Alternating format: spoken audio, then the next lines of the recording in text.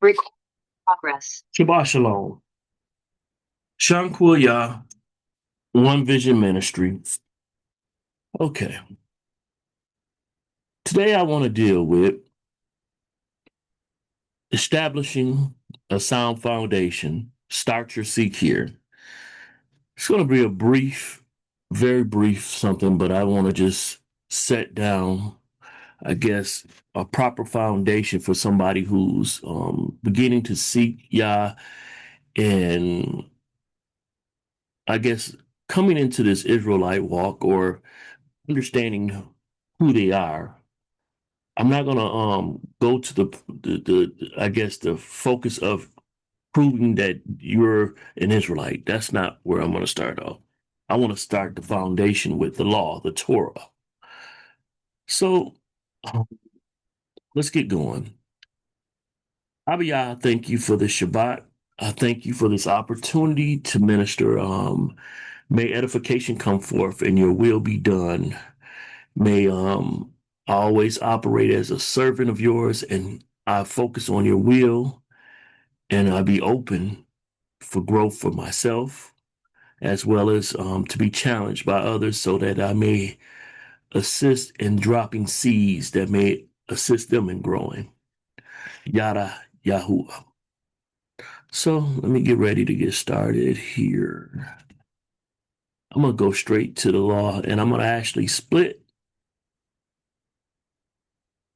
the text. I'm going to have it in TS 2009, which I regularly use in KJV because many people have embraced the KJV because of that's where they were first taught. So I'm going to share my screen and you'll see I have page divided.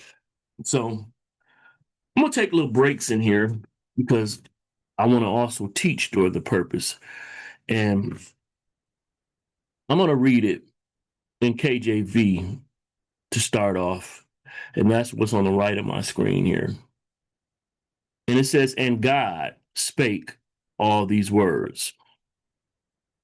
I'm not comfortable reading this because of my conviction, but I'm going to keep going. And God spake all these words, saying, I am the Lord thy God, which have brought thee out of the land of Egypt, out of the house of bondage.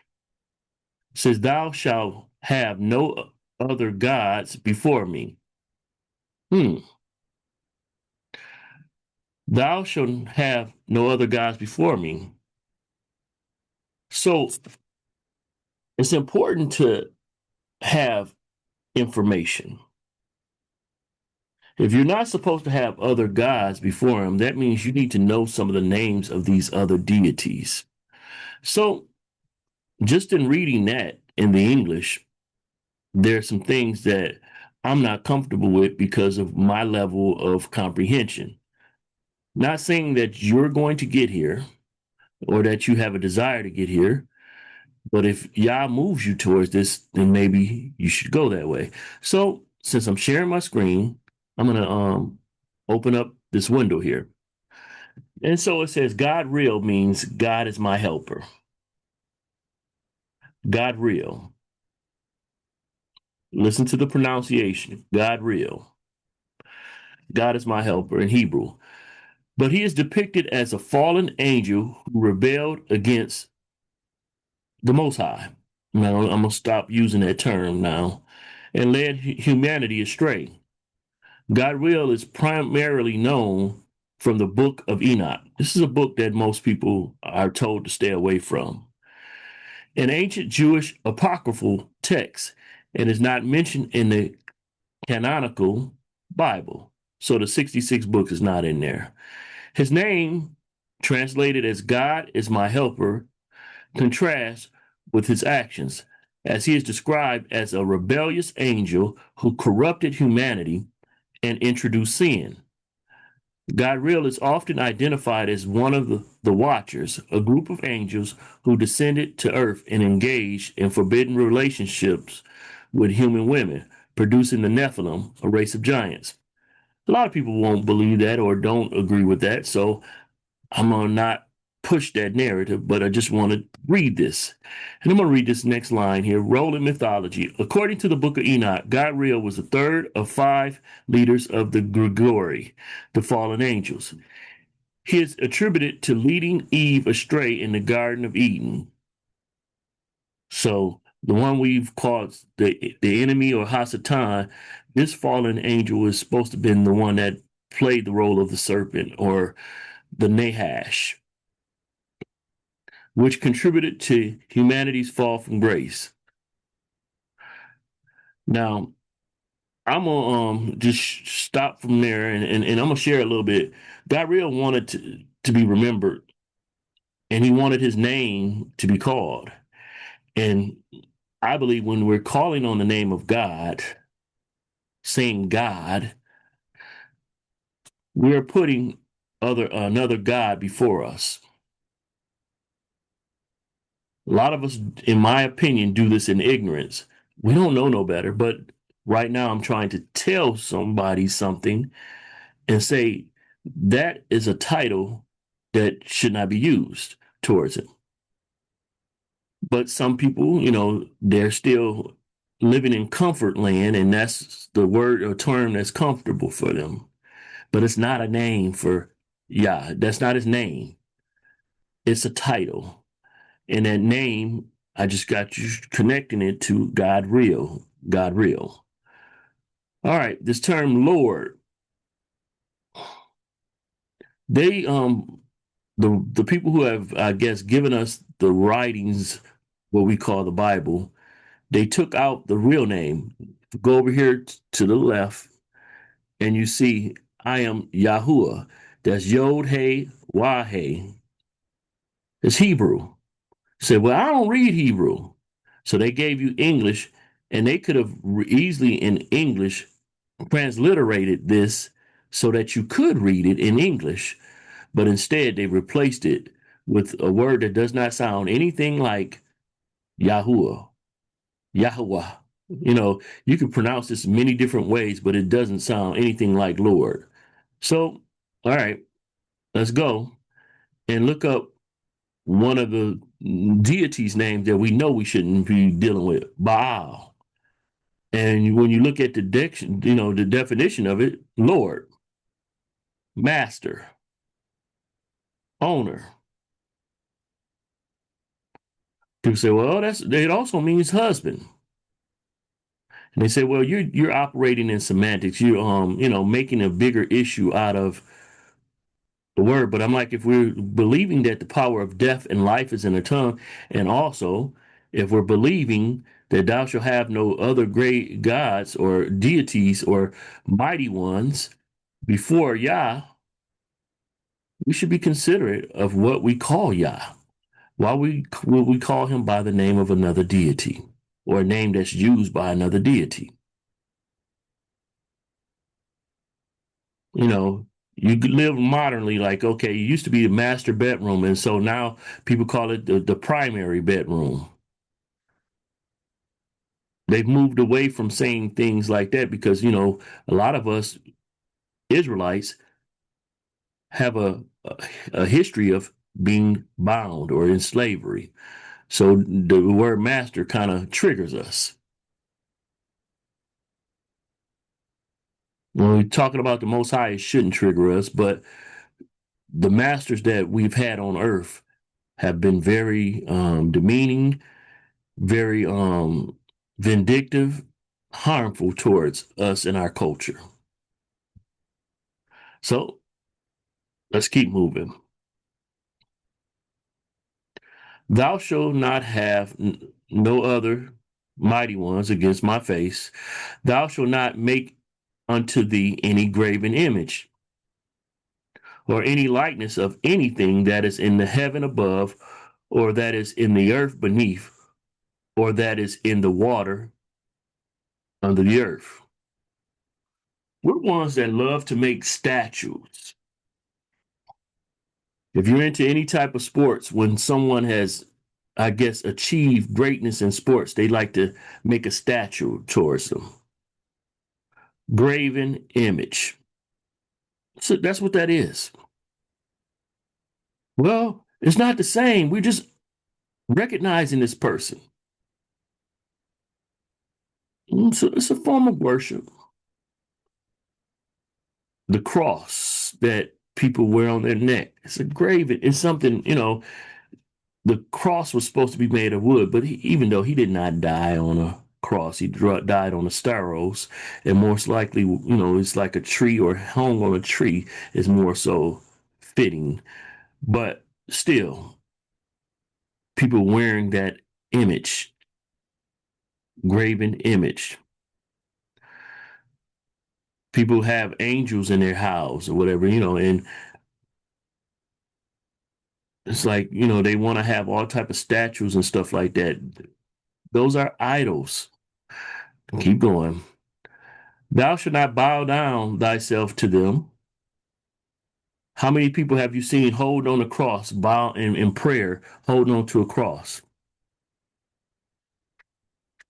In Islam, they bow down to a black box or whatever, stone.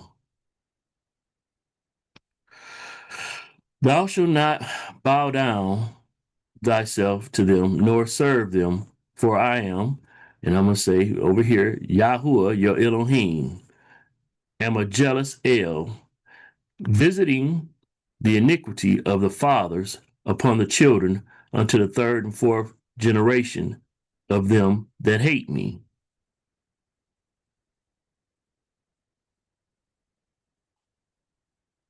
If you hate the Most High, likelihood you're going to express that and live that in front of your children. And your comfort in doing so is going to affect how they move and operate.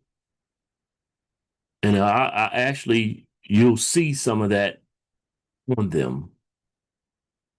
Some of them may choose to live differently, but it's usually going to pass on from generation to generation until somebody is born that steps out of that. In my family, I'm known as a black sheep. I'm probably one of the only Israelites that, I'm the only one I know that's walking as an Israelite in my main family. Mhm.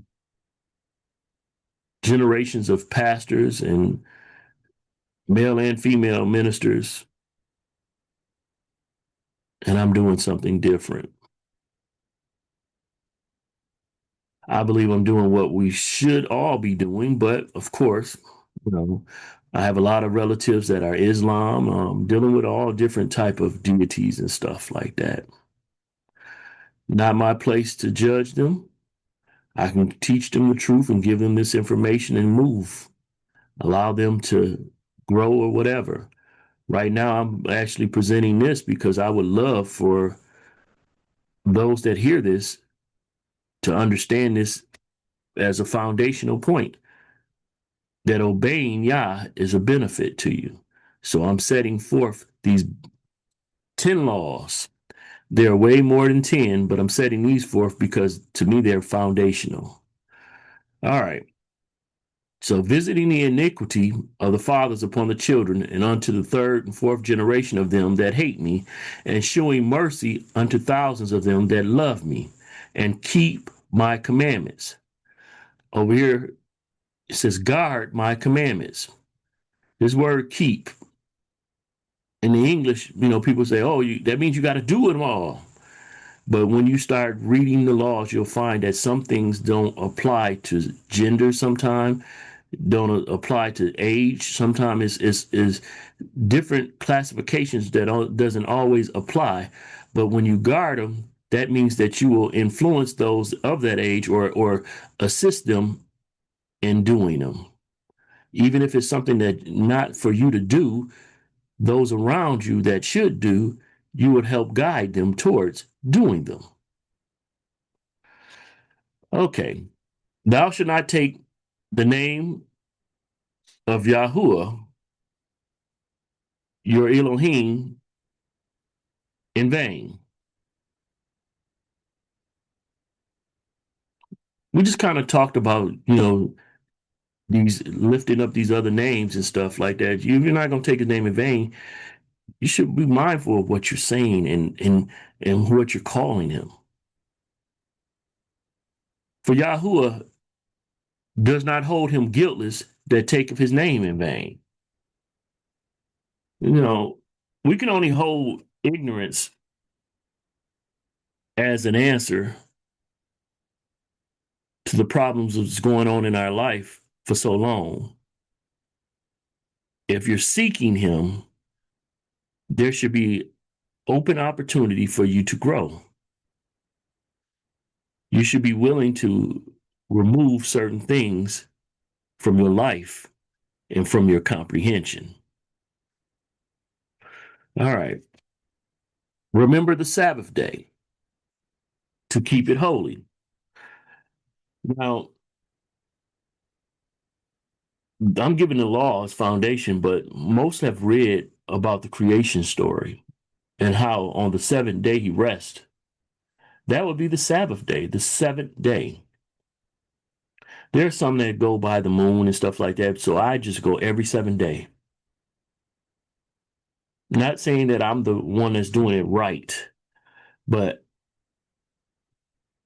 from where I'm at right now, that's where my comprehension is, and I want to remember the Sabbath day and keep it holy. I didn't always do that. Even when I acknowledged the Sabbath day or the seventh day, many times I was working. I've made the choice to not work. Not putting a heavy on anyone, you have to allow the conviction that Yah, the Most High, has put on you have an impact on you. Because listen to what it says about the 7 days. It says, 6 days thou shalt labor and do all thy work. But the seventh day is the Sabbath to Yahuwah, thy Elohim. In it thou shalt not do any work. Thou, nor your son, nor your daughter, nor thy daughter. So your children shouldn't be doing the work. Those that are hired by you should not be doing any work either. So thy manservant, nor thy maidservant. Your animals, you shouldn't be putting them to work, nor thy cattle, nor even, contract and work out, nor thy stranger that is within thy gates. See, I recently had some trees removed, and I let them know it can't be done on the Sabbath. If you want the contract, it can't be done on the Sabbath. It can be done any other day, but the Sabbath is off limits. My Sabbath falls on Saturday, the Sabbath that I observe. Again, I'm not trying to say I'm 100% right on that, but that's the seventh day according to what my comprehension is. There's no work done on my yard, in my home, at my residence, by me on the Sabbath. And that's the Sabbath day. No. And it says, nor stranger that is within thy gates. It's on your property. I own a business, so I can do business away from the home. No, I'm not having anybody do no work intentionally for me on the Sabbath. I don't be going to no stores, going to no restaurants. And I get it. Now, you may have a situation where maybe you down bad and you hungry or whatever. Okay. And sometimes when we're traveling for the Sabbath to go to the Sabbath ceremony or whatever, okay, I'm not trying to be I guess the bully on the block and telling you, you got to let your own conviction move you. But if you start feeling uncomfortable doing something, you should consider that and maybe stop. Let Yah speak to you on that, not just Shanquilla's voice, but Yah. All right. For in 6 days Yahuwah made heaven and earth, the sea, and all that in them is, and rested the seventh day. Does he need to rest? No, but he made that for purpose of us resting. Wherefore Yahuwah favored the Sabbath day and hallowed it. He made it holy. All right. Here's something that a lot of people mix up and put in different order. But the head of the household is supposed to be the man. So honor thy father, then thy mother. Should honor both of them. But father is first here because he's supposed to be the head. Well, what if I don't have okay, everybody has a father, but he may not be existing far as he may have died. He may be absent. But you don't have to speak derogatory towards his name. You may be upset with him, but you don't have to put forth a negative reputation out there on him. You can let that be. Let Yah judge him. Same with the mother. Honor thy father and thy mother, that thy days may be long upon the land which Yahuwah thy Elohim giveth thee. Now, see, let's go to this next one. I was talking to my cousin yesterday. It said, the KJV say, thou shalt not kill. But do you realize when you pick a fruit off a tree, you have taken it away from its life source? So you basically have actively killed it. Many of us walk around and have stepped on ants accidentally and all of that purpose. And so, oh, that's killing. That is not what the text really says. The text really says, you do not murder. Murder and kill is two different things. If you out there hunting for food and you kill an animal for sustenance, that's not murder. If someone attacks you and in defense, self-defense of yourself, you kill them, that's not murder. The command in the law is not to murder. It's not to kill.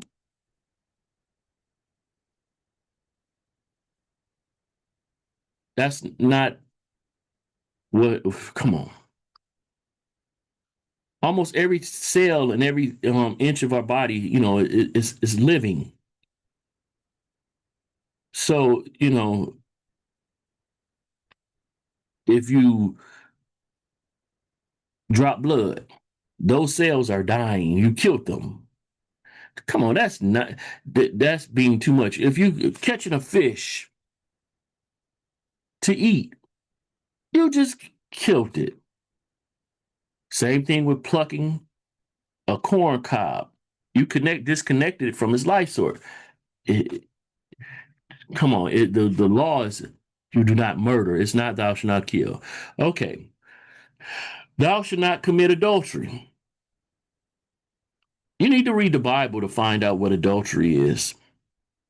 America says adultery is a man or woman that steps outside of his marriage with another person.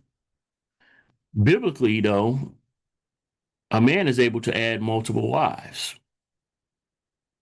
Not going to stay there, but the definition of adultery has to be biblically based if you're going to have a biblical based lifestyle. You can't base it off of the law of the land. Law of the land has a lot of different mindsets that don't line up with these commands. Thou shalt not steal.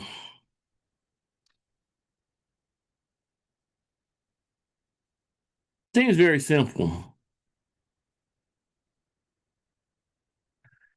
At my job, maybe a pen is on the desk or whatever, and I'll use it to write something or whatever, and I may walk off with it or whatever. Did I intentionally steal that?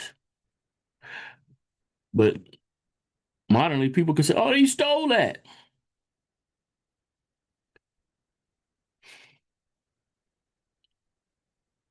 There's a lot of dynamics of things that we don't comprehend. The way our Most High, Yah has set it up. If you own land and you are growing things, the edges of your land, you should let things grow and not pick the fruit or the vegetables from it, so that those that have none may walk by and pick those things to eat. Modernly, people will say, oh, he stole that. But the laws in place say you are supposed to grow an abundance, some extra, and leave it, not pick it, so that those that are without are able to take from it. That's not stealing. You're supposed to, as one that has, and Yah is released to you, set that up so that they can have. But modernly, the way things are set up, no, it's all mine. And nobody's setting up anything out of their abundance for those that are dealing with misfortune, the poor.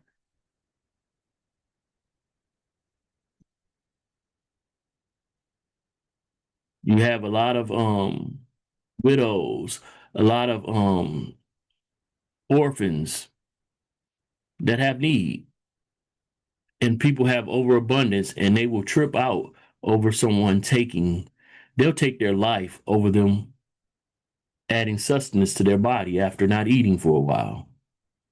We're supposed to provide for those people, and so what they're doing is not actually supposed to be stealing.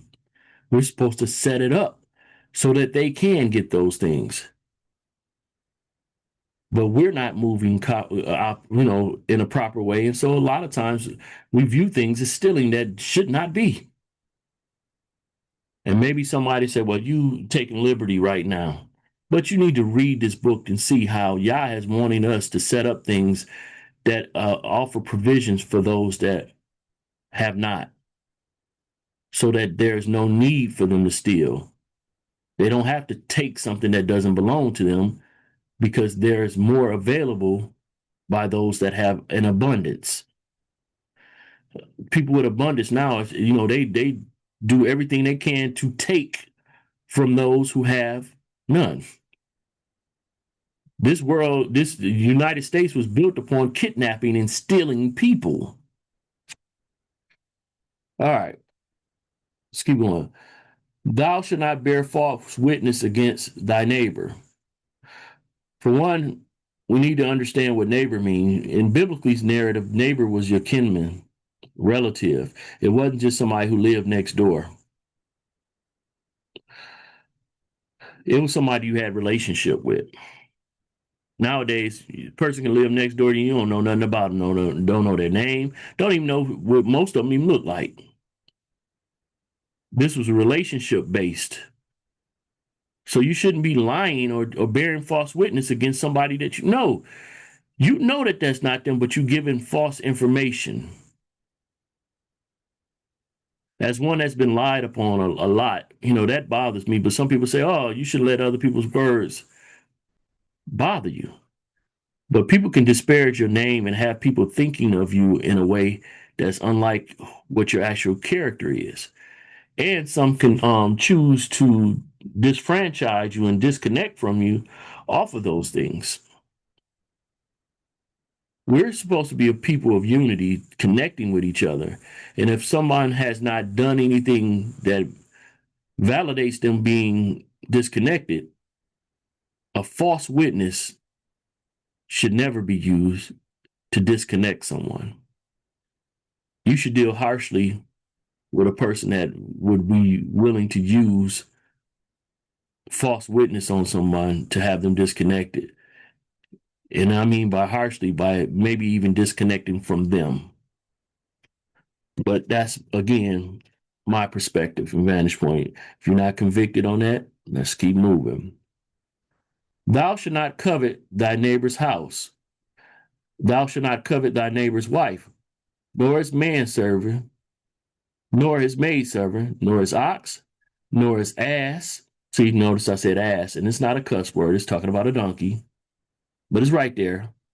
Some people get English words were not even in existence. So a lot of these words that we are so repulsed by didn't even exist back then.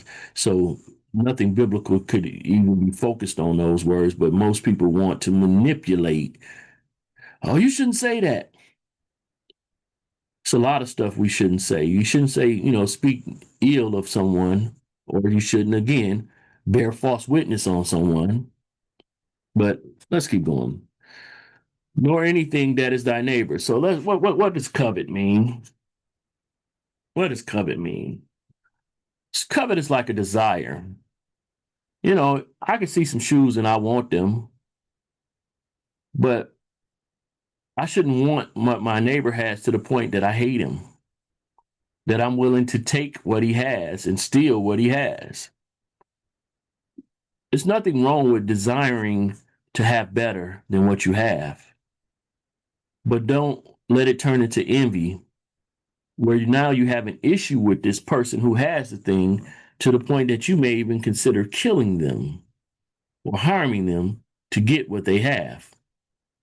There's nothing wrong with striving yourself to gain access to something like that, but you shouldn't always be, focused on what someone else has, and be content or not. I say content, but you should be able to enjoy what you have already.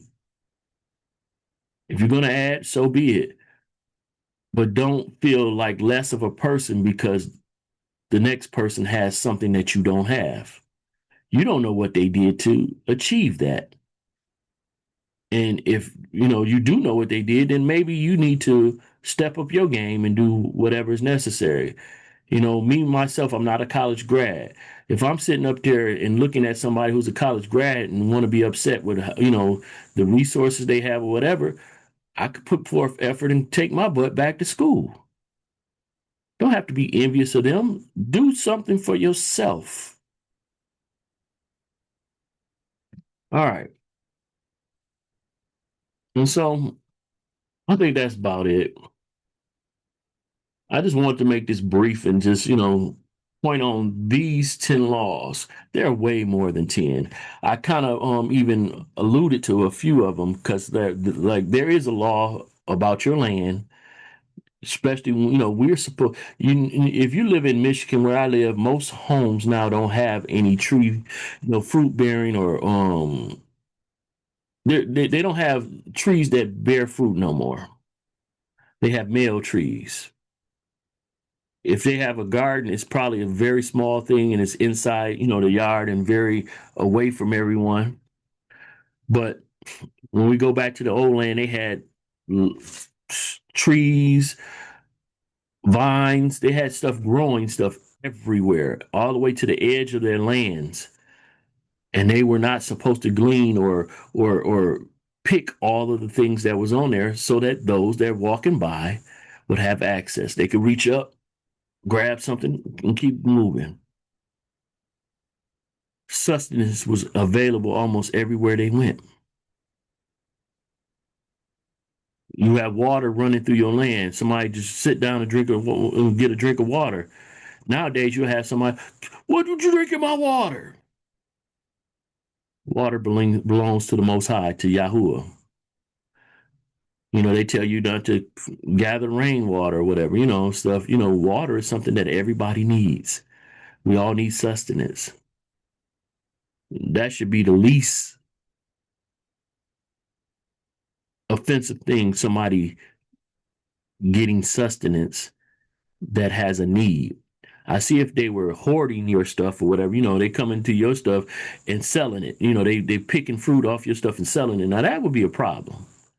But if they're just getting something to eat for the moment, come on. My household, we have made our household, and many people asked us for resources as far as money and stuff like that. And it's like, our stewardship says no, we don't have it for you. But we've offered, hey, we cooking. We're always cooking. There's always some type of cooking here. Some good food. You said you enjoy the food. Come on, come get a plate.